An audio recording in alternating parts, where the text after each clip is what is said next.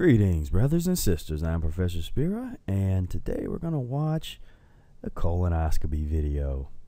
And somebody in the Mucusless Diet group had posted this up a while back, and I thought, hey, this would be a interesting video to review with my my subscribers here. So basically, I think talk a little bit about the history of colonoscopy and a little bit about the people, or a little bit about a diet, some kind of diet that's like a colon cleanse diet. So they show like basically colonoscopy of somebody that is on this diet versus someone that's not. Now keep in mind that there is a sort of a laxative process that they use that's pretty in depth. You can look up, if you don't know what it is, you can look it up. I've never had a colonoscopy and I never want to have one, but there's a fairly rigorous laxative. And of course, remember, Arnold Ehret does not recommend laxatives, and there's a difference between doing some colon irrigation and eating kind of like unnatural laxatives, harmful chemicals or other things of that nature. So let's take a look here. What's going on here? We'll do a little review.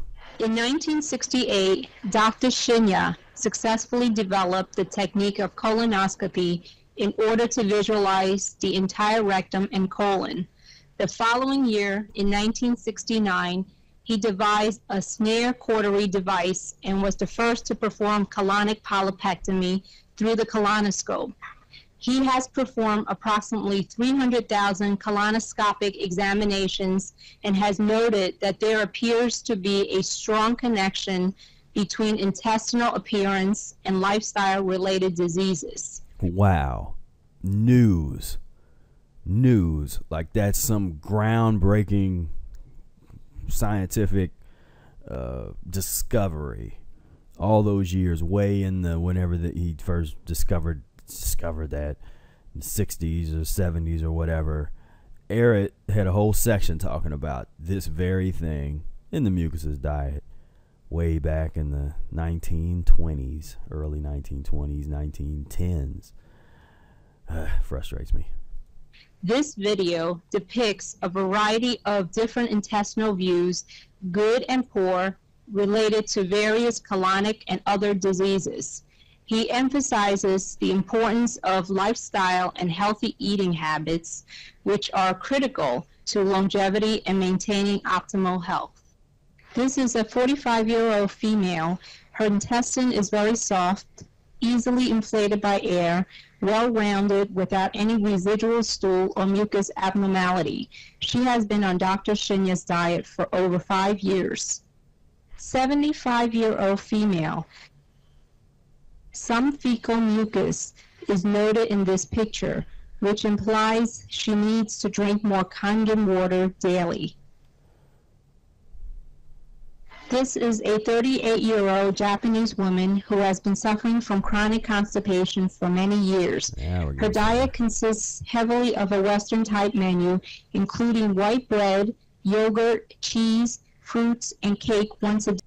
Now you see all that mucus is all here, it's around the sides. Now when you start to get into a mucusless diet, or when you do a juice fast, all of this mucus that's sort of around, just hanging out around the lining of the colon, starts to come together, and that's what forms this so-called mucoid plaque. And I still don't understand why people want to deny the existence of mucoid plaque. I mean, it's right here. I've had plenty of it come out, so I know it's real out of me. And I've seen it come out of other people, and people don't invent these pictures of the stuff. So for the mucoid plaque deniers, I don't know what to tell you. Good luck. Day. She consumes 3 to 4 cups of coffee and tea a day. There was insufficient daily intake of water. She has been on various kinds of laxative every day, including Seneca, aloe, and other herbal medications.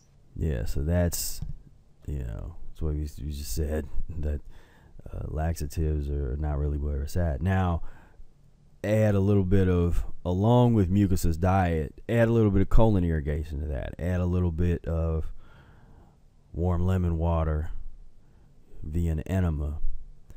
And another thing I want to clear up about that, people often say, well, that's only the colon. But the cleaner you get, that your enemas can go higher and higher up to the point where, Brother Air talks about having, and I've actually experienced it too. His Brother Air's talked about where the water will go all the way up. He used to stand on his head when he did his enemas and stuff. But anyway, let's keep for years. going here. There are marked pigmentation and spasm. So the other thing about that is, again, that watching this, you have to keep in mind that this isn't really what it would look like. In the colon normally would have a ton of fecal matter sitting there. So you have all that waste that's on the lining of the intestines, but then there's always fecal matter sitting there. In most people that don't practice the Mucusless diet, it's just sitting there. And with the Mucusless diet, that is no longer sitting there like that. It is moving. You have stuff sitting in you that doesn't turn to slime, that doesn't turn to that slime. If you eating all these mucus-forming foods and it's just sitting in there, it's gonna turn to that slime and get up on all the walls of the intestines, and eventually you won't be able to eliminate it. This is the same Japanese woman. She was instructed to drink Kangen water 3 quarts per day. Her condition has markedly improved. 45-year-old female with breast cancer. 6 months prior to this exam, she had a lumpectomy and radiation treatment. There are marked fecal retention in this picture.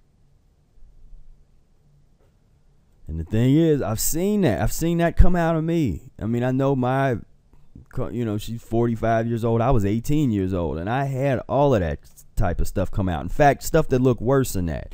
I had that black tar mess come out about 2 months into practicing the diet. And as soon as I really started doing the enemas, and I was fast, and it didn't take too long, and I started having these big, fetid, black tar mess coming out. So all this stuff the same patient real. Following Dr. Shinya's diet started to drink 3 quarts of Kangen water a day. Her condition markedly improved. This patient has been suffering from prostatic CA, high blood pressure, and high cholesterol.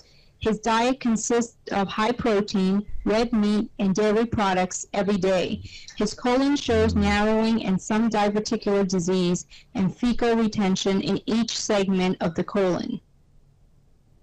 Yeah, and I'll mention, and they've said a couple times, this special water and stuff. I mean, basically,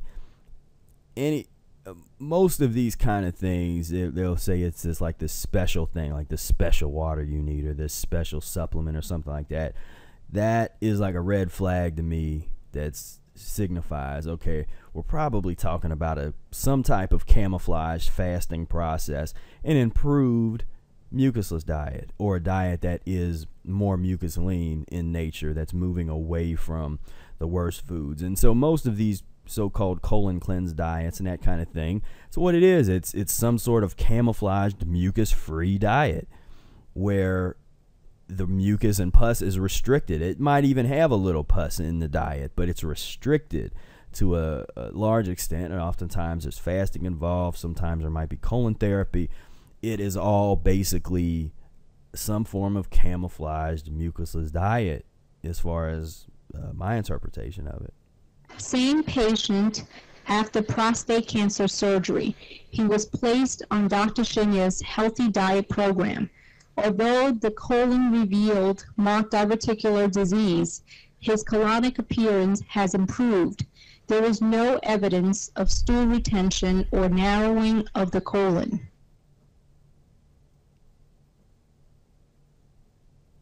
This There we 65-year-old go. There's female that with black chronic tar. constipation had breast cancer surgery and was referred for colonoscopy. Examination showed marked stool retention in many areas of the colon despite 2 days of preparation. Right. The same patient was treated with a typical Dr. Shinya's diet and 1 quart of condensed water 1 hour before each meal. Examination was repeated in 3 months. There was marked improvement in the colon. And that's the thing about these intestinal issues. There's so many acute illnesses that can be tied to the colon, directly to the colon. I mean, all illness can be tied to the colon, but things that in most people just going through, they just feel like, well, that's just life, that's normal, it's just, this is how it is because of the diet. But it does not really take that long to totally turn the colon and intestines around. It takes a long time to get off of an addiction of mucus-forming foods. You can get off of pus-forming foods fairly quickly in comparison to mucus, but it doesn't really take that long to totally turn around 180 degrees your intestines. But getting into some enemas, getting into a mucusless diet, getting into a little bit of fasting, systematically in the proper order, in the proper amount. I mean, you can do some remarkable things in a short period of time. This patient had been a heavy wine drinker with a heavy animal protein diet, including cheese. After 3 months treatment, the patient was treated with Dr. Shinya's diet without any alcohol, dairy, and animal protein. He was given 1 quart of Kangen water and his condition improved. In conclusion, in lifestyle-related diseases such as diabetes, obesity, high blood pressure, heart disease, and various types of cancers are directly linked to your diet. If you eat a proper diet and drink good water, it will prevent you from being constipated and developing diseases. The stool is not stagnant, therefore toxic wastes are not accumulated in the bowels. You are what you eat and what you drink. I hope this video was educational for you. To your health. Thank you. Thank you, colon cleanse video. Marks. So yeah, so this was interesting. I'm real glad that this was posted in the Mucusless Diet forum and we could take a look at it. And I think now there's more and more videos, but this one is fairly raw, and it's good for the before and after, because it sounds like the diet that is being used here is, like I said, a camouflaged mucusless diet. Because anytime you get, it's what they said, dairy free, got away from the meat protein, and then they have the water principle. We're drinking a lot of water, but that could just as easily be fresh juice. That could be green drinks, be more water. It's all good.